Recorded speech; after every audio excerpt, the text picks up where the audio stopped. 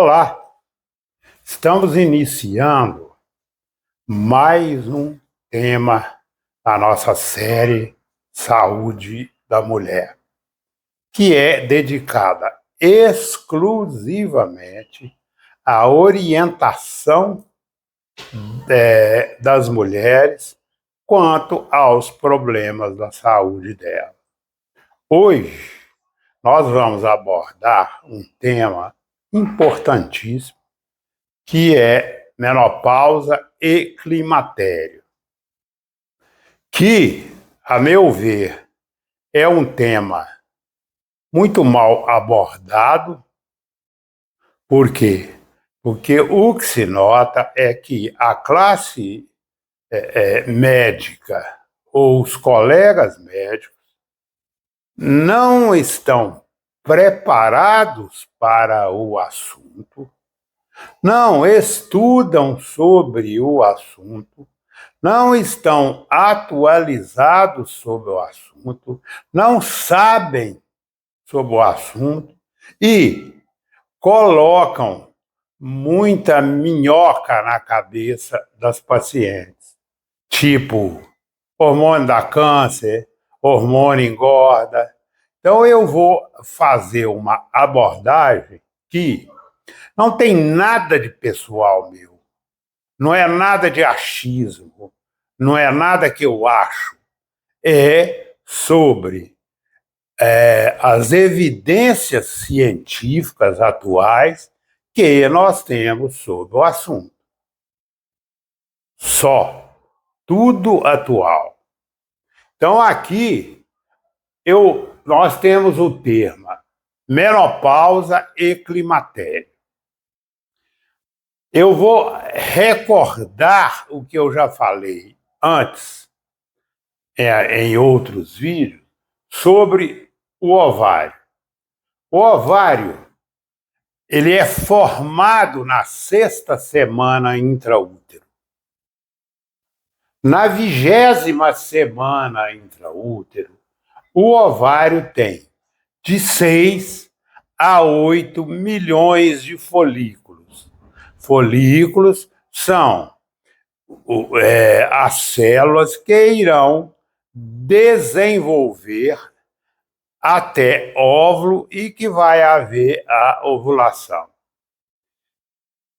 Esses folículos, na 20ª semana, começam a morrer.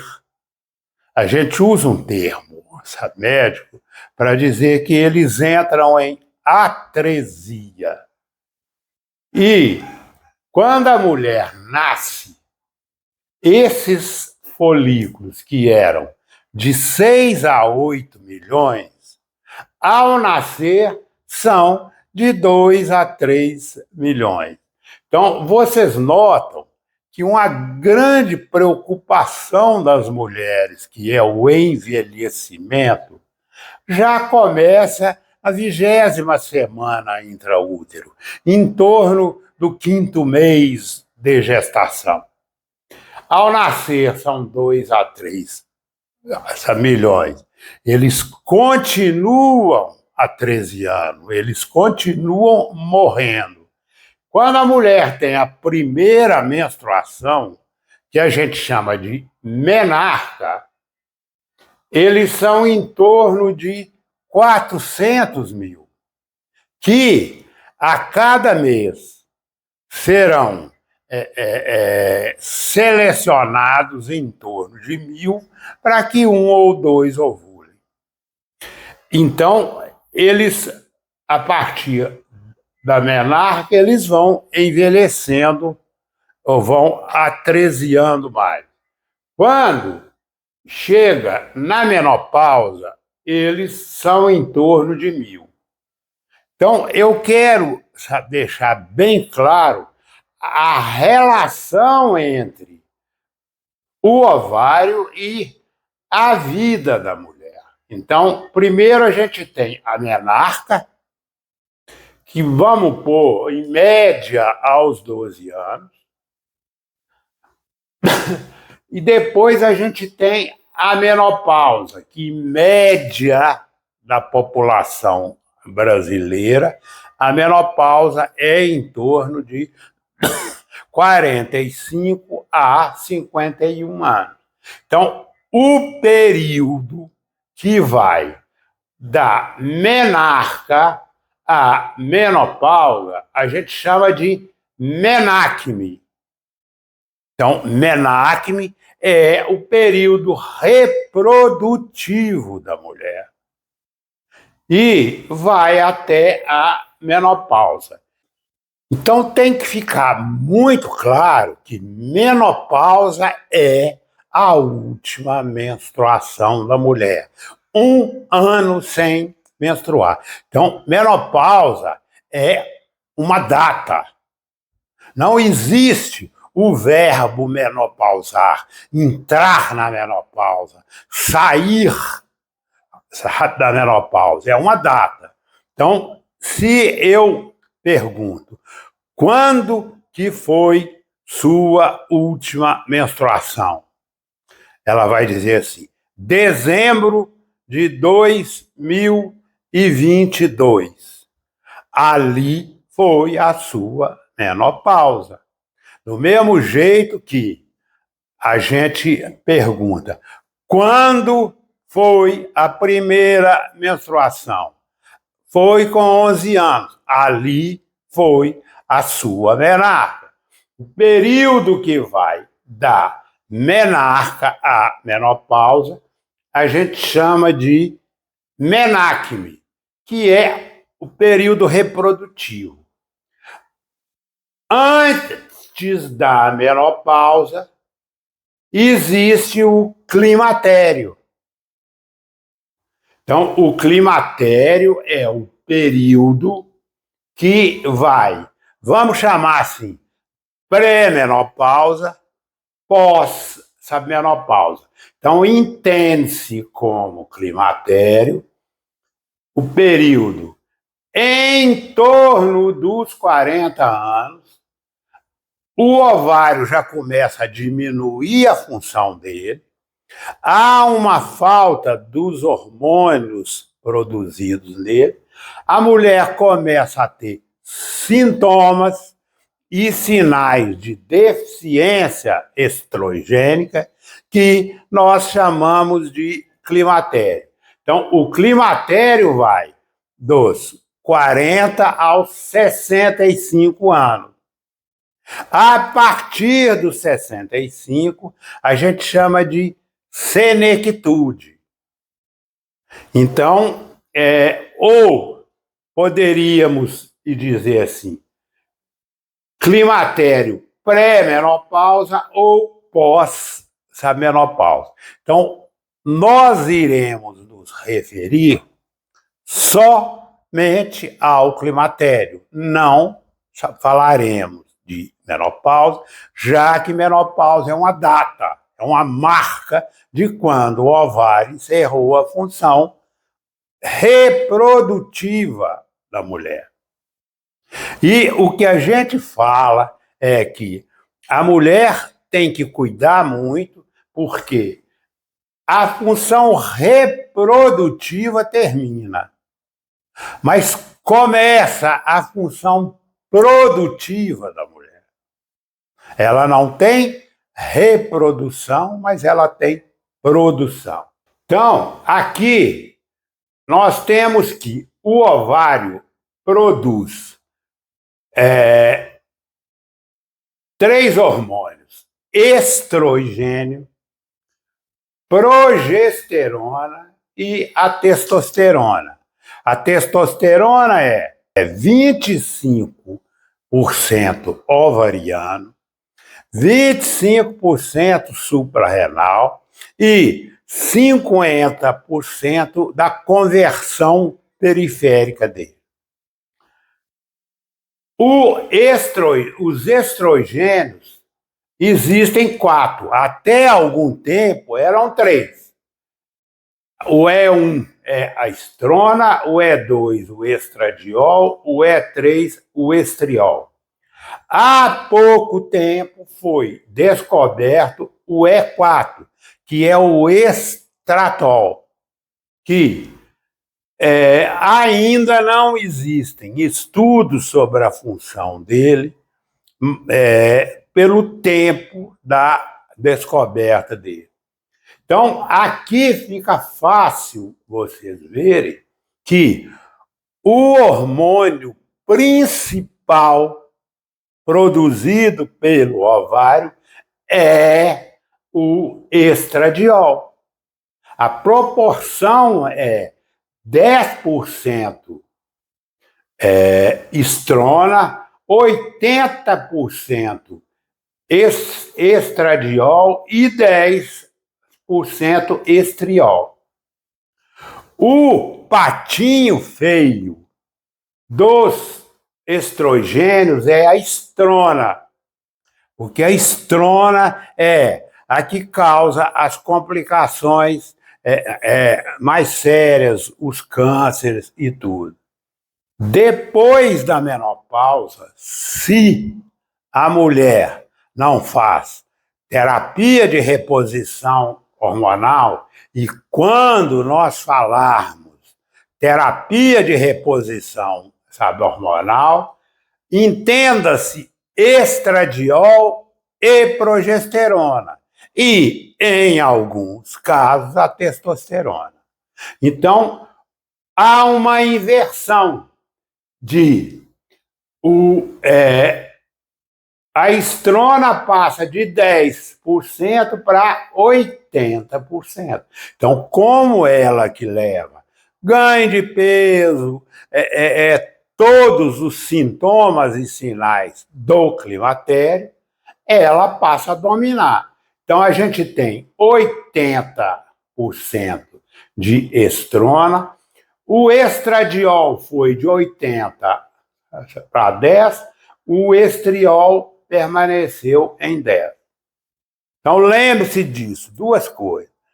O hormônio que é maléfico na pós-menopausa, é a estrona, e o estradiol é o hormônio que a gente faz substituição hormonal, terapia de reposição hormonal. Então, para a terapia de reposição hormonal, nós temos um termo usado que a gente chama de janela de oportunidade para iniciar a reposição hormonal. Essa janela de oportunidade é em torno de 10 anos, ou seja, passou dos 10 anos, já não existe benefício em se repor hormônio. Já a mulher perdeu a validade. Como perde a validade de medicamento, como perde, alimento, a mulher deixou passar e há uma perda. Perdeu-se a oportunidade de repor, hormônio. Para fazer uma comparação, eu pus como uma forma de chamar atenção. Aqui a gente tem menacme e na pós-menopausa, sem reposição de estradiol. Então, olha aqui, uma em cada 7 mulheres, quando o ovário tem uma produção boa de estradiol, uma em cada 7 morre por doenças cardiovasculares. Se a mulher não faz reposição de estradiol, a proporção passa de 1 para 3, é mais que o dobro. Aqui é uma forma de eu chamar atenção. Isso aqui é uma mulher, uma comparação de uma mulher com estradiol. É como se fosse uma planta viva, a planta vistosa. Ao lado, a gente tem uma planta morta, que é quando a mulher não faz reposição de estradiol. Quando a mulher tem uma produção boa de estradiol ou faz a reposição, ela tem uma forma de uma pera, ou seja, a gordura dela passa a ser na região do quadril. Depois da menopausa, se ela não faz reposição, toma a forma de uma maçã, ou seja, por ação da estrona, a gordura deposita no meio da mulher, no abdômen, no tórax, dando a forma de uma maçã. Isso é outra coisa que eu usei para chamar a atenção das mulheres e dos médicos. Por quê? Tanto a classe médica como... Isso aqui é como se fosse um iceberg. Iceberg são aquelas pedras de gelo que boiam no mar. Então, a ponta do iceberg eu pus como se fosse fogacho e alteração, sabe, lá menstruais. Quer dizer, o pessoal, a classe médica, as mulheres acham que menopausa, climatério é fogacho e alteração, sabe, menstrual. Mas o mais importante da mulher está embaixo do nível do mar.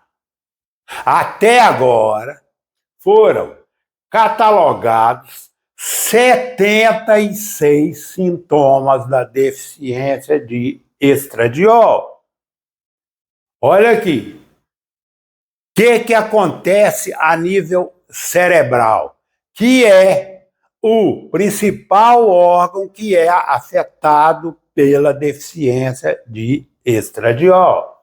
Piora a memória, o raciocínio, o humor, tem mais insônia, é mais deprimida, tem uma coisa que a gente chama de nevoeiro mental ou névoa mental, que é a mulher que acha que está com, sabe, Alzheimer, porque ela quer pegar uma coisa lá no quarto, chega lá, ela esquece, ela volta até a sala, ela vai ao quarto, não sabe onde pôs a chave, não sabe onde pôs o celular, onde pôs isso. Isso é deficiência de estradiol. Isso é chamado de nevoeiro mental. Nós temos a secura ocular, com a procura constante dos oftalmologistas. Por quê? Porque a deficiência de estradiol leva a uma diminuição da produção da lágrima. Nós temos a pele é mais seca, o cabelo é mais sem vida, mais seco, cai mais. Nós temos uma queda da sobrancelha, uma parte da sobrancelha cai, a unha quebra mais, a secura vaginal, levando à dispareunia. A gente chama de dispareunia quando existe dor na relação, ou seja, a vagina é tão seca que na penetração dói. Nós temos diminuição da libido, nós temos incontinência urinária e urgência urinária. 1 em cada 3 mulheres que não faz reposição hormonal vai ter incontinência urinária. Nós temos osteoporose, nós temos infecção urinária de repetição, etc, etc, etc, etc. Totalizando, igual eu disse, até agora, 76 sintomas. Então, nós precisamos parar com essa ideia de que climatério é fogacho e alteração, sabe, menstrual. É muito mais coisa. É um período que depende da atuação nossa como médico para melhorar uma coisa que a gente chama de qualidade de vida da mulher. Tem uma médica americana muito estudiosa sobre o cérebro, tem até um livro dela que deve estar saindo em março agora, sabe, chama Menopause Brain, ou seja, o cérebro da mulher na menopausa, que ela diz que climatério é uma doença cerebral.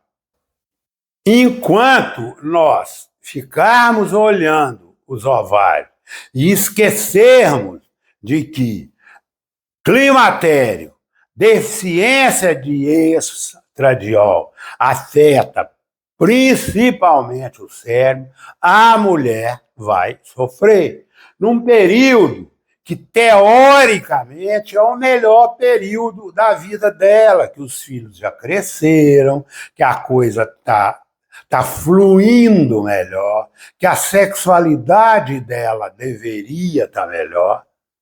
Tá? E ela entra num período de muito sofrimento se não faz terapia de reposição de estradiol.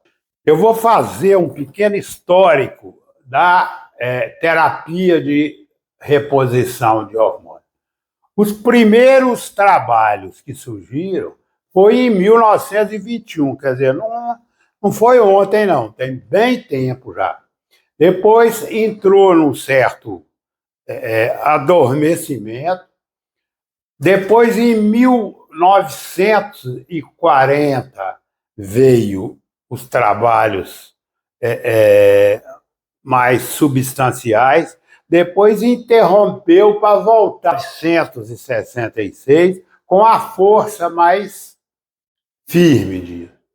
Até que veio um trabalho chamado de WHI, que em inglês significa Women Health Initiative, Iniciativas de Saúde da Mulher, em inglês, que iniciou em 1998 e foi um estudo proposto para durar 8 anos, para ver a ação de hormônio nas doenças cardiovasculares. E esse estudo teve a prospectiva para 8 anos, e com 5 anos ele foi interrompido porque houve um aumento do risco, da incidência, um risco relativo de câncer de mama e de doença cardiovascular. Mas foi um trabalho muito fraco e muito combatido. Por quê? O hormônio que eles usaram foi o Premarin. O Premarin é um estrogênio equíneo conjugado, ou seja, ele é um estrogênio de égua prenha, sendo que a substituição hormonal é feita por estradiol. E o progestagênio, ou seja, a progesterona, foi o Provera, que também é um hormônio sintético. Então, aqui nós temos um conceito de hormônio sintético e hormônio bioidêntico. O hormônio sintético é aquele que imita o hormônio produzido pelo ovário, mas que não tem ação idêntica. E tem os bioidênticos, que hoje a gente chama de isomoleculares. Ou seja, eles têm a mesma molécula do estradiol, que é o hormônio natural feito pelo ovário. Então, o que foi feito no WHI foi com hormônio sintético, que a gente chama de substituição hormonal, e a gente chama, quando o hormônio é bioidêntico, de terapia de reposição. Quer dizer, a grande falha dele é que ele avaliou hormônio sintético feito de xixi de égua. Não vai funcionar, vai trazer problemas. E aqui, sabe, a gente tem um conceito, porque o hormônio não age sozinho.